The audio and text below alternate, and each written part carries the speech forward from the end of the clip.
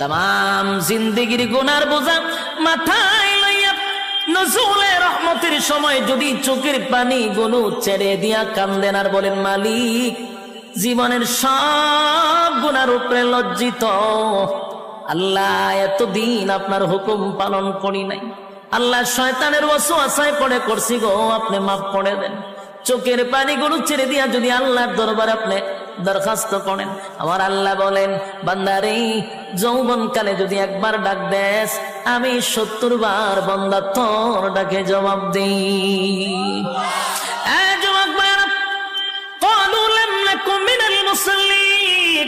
যারা দুনিয়ার জমিনে মুসল্লি ছিল না তারাই তো জাহান্নামী, এক নম্বরে জাহান্নামে যাওয়ার কারণ।